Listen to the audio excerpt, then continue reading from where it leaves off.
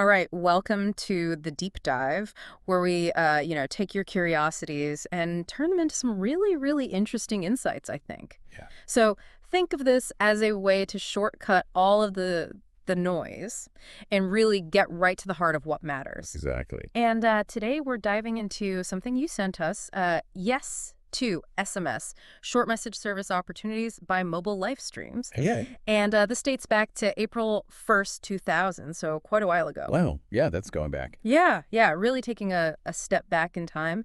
And we're also going to take a quick look at their website, http://www.mobilesms.com. Perfect. So you're probably listening to this because you're interested in, the history of SMS, maybe how it informs communication today, hmm or just because it's interesting to see how technology evolves. Yeah, I think it's always fascinating to kind of look back and see how things have changed and where they came from. Yeah, I think it's going to be quite illuminating for folks to see what the thinking was back then, around this technology that we all take for granted now. For sure. So our goal today is to really understand, what did that landscape look like for SMS back in 2000? What were the opportunities that people were identifying, and what Yeah. were those kind of drivers that they thought were going to, really push this thing forward, Yeah. all based on this document? All right, let's get into it. Yeah. So first off, when they talk about SMS, what are they actually like? What are they referring to? So, SMS back then, it was really simple. It Yeah. was the ability to send and receive text messages between mobile phones. And these messages could contain words, numbers, or a mix of both. Okay. One of the interesting things is that SMS wasn't like an afterthought or an invention that came later. It was actually part of the very first specifications for GSM, the global system for mobile communications. So it's kind of baked in right from the start. Exactly, yeah. Fascinating. And, doing a little bit of research, I actually came across this interesting tidbit that the very first short message is believed to have been sent back in December 1992 in the UK. Yeah, from a computer to a Vodafone mobile phone. Amazing. I mean, that feels like the dark ages of tech, right? Absolutely, yeah. It's incredible how far we've come since then. Yeah, and the limitations that they talk about are pretty amazing, too. Yeah, I mean, the things we take for granted now. Yeah. So back then, a standard short message could only contain up to 160 characters. Oh, wow. If you were using like a Latin alphabet, like English, Right. and if you were using a non-Latin script like Arabic or Chinese, that limit was even stricter, Mm. just 70 characters. So you had to be concise back then. Yeah, had to get straight to the We'll point. get to it. No rambling allowed. 160 characters. That's amazing. Now, something that I found really interesting was the growth of SMS, Yeah, like around 99, 2000. absolutely, yeah. Like they talk about the undoubted success in Europe, reaching over 3 billion messages per month with, and I think this is key, little proactive marketing. That's a really crucial point because the numbers are super impressive. But what's even more remarkable is that this wasn't driven by like massive ad campaigns or anything. It really seems like there was a genuine organic adoption of SMS, probably fueled by, the novelty of this kind of instant communication. And of course, it was way cheaper than making phone calls. Sure, for just quick updates or, making plans. Exactly. So yeah, let's look at the timeline here because it's pretty incredible. Yeah. Across Europe, monthly message volumes went from 1 billion in March 1999 to 2 billion just a few months later in October of that same year. Wow. And then just 2 months later, they hit 3 billion. Crazy. December 1999. Yeah. By March 2000, they were at 4 billion, and then Mhm. the forecasts were even more ambitious. 5 billion by July 2000, and then 7.5 billion by the end of the year. That is huge growth. Yeah, so they even provide a breakdown of those European market volumes, Okay. and they give us a snapshot for April, October, and December 1999, and then May 2000 for a bunch of different countries. Germany, for instance, just exploded, going from 150 million messages a month in April 1999 all the way to 1 billion by May 2000. That's insane. Yeah. The UK, still substantial, but showed a more kind of gradual increase, Oh. going from 100 million to 400 million in that same period. Uh-huh. Italy, similar to the UK. But then you've got these countries like Finland and Norway. Even though the overall numbers are smaller, you got to imagine that per capita usage is probably quite high. Right. Finland, for example, went from 75 million to 175 million. Yeah. And there's this other category February, which starts at 95 million, but then jumps to 500 million by October 1999. Oh, wow. So, clearly some rapid adoption happening in some of the maybe smaller or newer mobile markets at the time. Right. Now, it's important to remember, and they even acknowledge this, that these figures were approximate. Right. It's not an exact science. Based on industry discussions, and it didn't include things like voicemail notifications. Oh. And they're counting messages, not necessarily unique messaging transactions. Okay. Okay. So it gives us a really good sense of the scale and that rapid pace of growth, but yeah, not exact figures. Right. Now they go on to talk about, how network operators adopted and rolled out SMS capabilities. Yeah, that's an interesting one because that was really key to actually enabling this growth, right? Right. Like if the networks couldn't handle it, it wouldn't matter how much people wanted to use it. Right. So the sequential development really kind of lays out how it all happened. Exactly. So the first thing they talk about is the first generation SMS center. Okay. And this is really the foundation, right? Yeah, without this, you couldn't even offer SMS as a service. Right. And initially, this capability could even be integrated with existing voicemail systems. So they could sort of, leverage what was already there. Right. Piggyback on existing infrastructure. Yeah, exactly. Then came voicemail notifications and SMS mobile 2-minute. Yep. And this is where, a lot of people had their first experience with SMS. Yeah, because voicemail notifications, that was actually a huge driver of early traffic, right? Yeah. Over 3/4 of the traffic in the early days was actually just voicemail alerts. Wow, that's interesting. So it really was like the first killer app for SMS. Right. It solved a real problem. Yeah. Letting people know they had missed calls.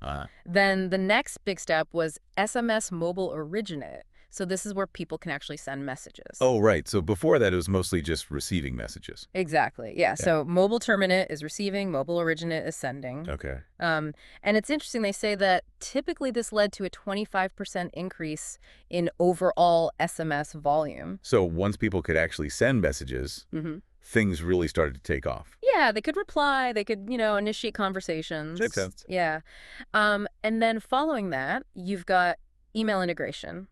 So this is where you could have your internet emails forwarded to your phone as an SMS message. Interesting. And often your mobile number would actually be part of your email address. Oh. And this was especially important in areas where internet access was limited, and they said this led to another 20% jump in volume. So SMS kind of acting as a bridge between different communication technologies. Exactly. Yeah. Bridging that gap. Cool. Then came information services, so things like news headlines, travel updates, weather, sports, later on, horoscopes and jokes and stuff. Yeah, I like it stuff. Yeah. The growth here, though, was a bit slower. Okay.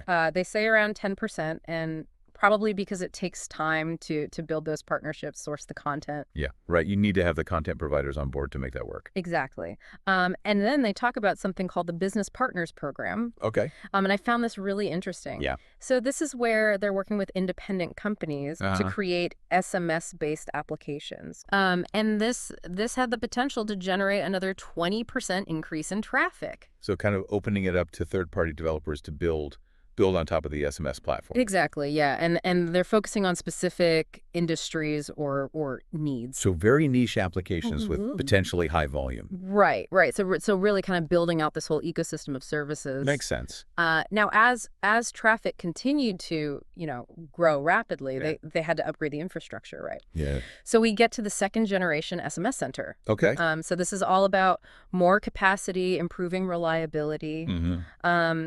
And this could actually lead to another 10% increase in volume just by making sure the network could handle the load. Yeah, I mean, if you can't send the messages, it doesn't really matter how many people want to use it. Exactly. Yeah, and they give this example migrating from MXE to Ericsson eSMSC. Okay. So that kind of gives you a sense of what they're talking about in terms of this technology. So moving to a more advanced and robust SMS handling system, basically. Right. Now then we get to what I think is kind of a turning point. Okay. Which is national SMS interworking.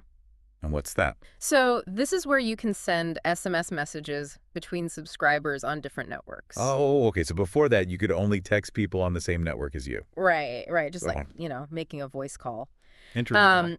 And this, they say, could lead to a massive 50% increase in volume. Wow. Yeah, that makes sense because suddenly you can reach way more people. Exactly. Yeah. And they talk about how this is probably where SMS reached critical mass. Right, because now it's actually useful for everyone, not just people who happen to be on the same network. Right. Right. And then another big one, SMS for prepayment customers. Okay. So allowing people who are on prepaid plans to use SMS. Gotcha. And this led to a huge surge in traffic. Yeah. I mean, it makes sense that you would want to open it up to that whole user base. Yeah, often 100% or more. And they give an example, Vodafone UK, where prepaid users were sending more than twice as many messages as postpaid users. Really? Even though there were fewer of them. That's fascinating how, like, the pricing model can really influence how people use technology. Yeah, quite a bit. Interesting. Now, the next few milestones they talk about are really about making the user experience better. Okay, yeah, because at this point, it's becoming more widespread, so the user experience starts to matter more. Exactly. So predictive text input phones. So using things like T9. Right, which made typing messages much easier and faster. Exactly, yeah. And they say this led to about a 25% increase in traffic per user. So less effort, more texting, basically. Yeah, basically. Okay. Then they talk about standardized protocols. Okay. So things like WAP, Wireless Application Protocol, Right. and the SIM Application Toolkit. Gotcha. And these, while not new SMS services themselves, they kind of provide a common framework for developers, Right. and they make it easier for users to access and interact with these services. So kind of standardizing the whole ecosystem. Yeah, exactly. And this, they say, contributes to another 10 to 15% increase in volume. Interesting. And finally, terminal developments. All right. So things like early smartphones, handheld computers that had QWERTY keyboards. Right.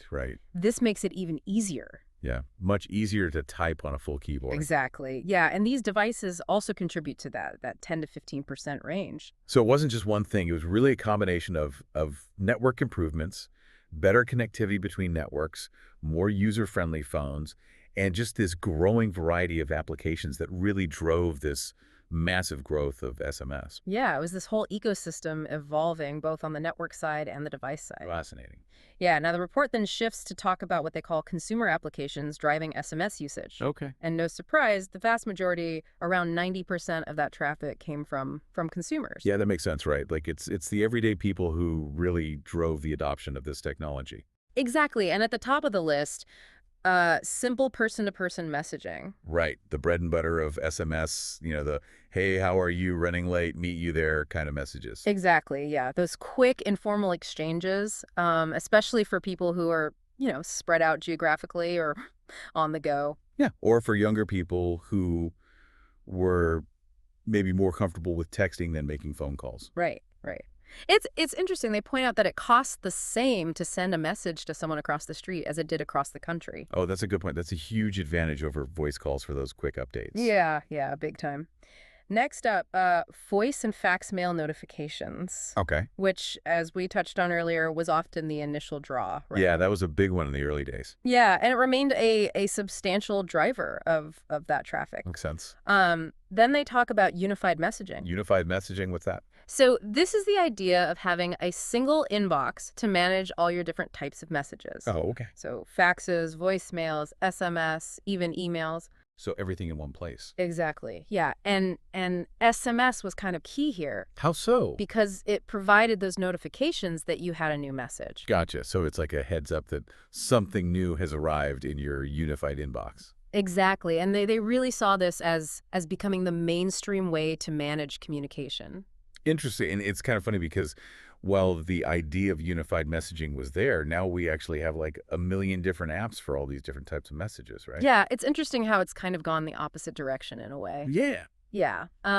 Then we have internet email alerts. Okay. So this is where you'd get an SMS message when a new email arrived. Gotcha. And often it would include a snippet of the subject and the first few words of the email. Okay. And options for filtering. So you could get a sense of what the email's about without having to actually open it. Exactly. Yeah. And given how much email use was increasing at the time, Yeah. they expected this to be a really rapidly expanding application. Makes sense. It adds a level of immediacy to email that wasn't there before. Right, right. Oh, Ringtones? yeah. They talk about this. The ringtone craze, that was a big thing. Yeah, downloading custom ringtones. Oh, those like super basic MIDI tunes. I remember those. Yeah, yeah, and it was huge for SMS traffic fueled by personalization. Right. Everyone wanted their own unique ringtone. Yeah, and word of mouth, Oh, right? for sure. You'd hear a cool ringtone and have to ask your friend where they got it. Exactly. Yeah. And it's funny they even mentioned potential copyright issues with ringtones. Oh, wow. So they were already thinking about the complexities of digital content back then. Yeah, they were ahead of the curve on that one. That's interesting. Yeah. Then there's chat. Okay. So SMS-based chat groups kind of trying to mimic what was happening with internet chat rooms. So like a group chat over SMS? Exactly. Yeah. And they raised this interesting question about payment. Oh, yeah, because you're paying per message, right? Right. So if you're in a group chat, that could add up quickly. Yeah, that's a good point. I wonder how they thought they were going to solve that. Yeah, they don't really get into it, but it's definitely something they were considering. Makes sense. And finally, information services again, Okay. but this time focusing on that direct-to-user delivery. So news, sports, weather, all that stuff. Yeah. Through either, a subscription model or on demand when the user requests it. So push versus pull, basically. Exactly, yeah. And they identify some key factors for success here. Like what? Simplicity, timeliness, personalization, and localization. So making it easy to use, providing information that's relevant and timely, Yeah. and tailoring the content to individual users and their location. Exactly. Yeah, it's pretty amazing that even back then they had such a good understanding of what would make these digital services appealing. Yeah, they really nailed it with those key factors. Yeah, yeah. Now let's switch gears and talk about emerging corporate applications. Because they note that at the time, business use of SMS was less widespread. Right. Probably because most business people weren't as familiar with texting and probably still preferred to use voice calls for most things. Yeah, and the demographics of the typical business user were probably a little bit different. Yeah, they were probably not the early adopters of mobile technology. Right, right. But they did identify some key areas where they thought SMS could really take off. Like what? So first was corporate email extension. Okay. So basically extending that office email access to employees' mobile devices. So you can check your work email on your phone, even when you're not at your desk. Exactly. And they expected this to generate a lot of messages just because so many people use email for work. Yeah, makes sense. It's keeping employees connected even when they're on the go. Right, right.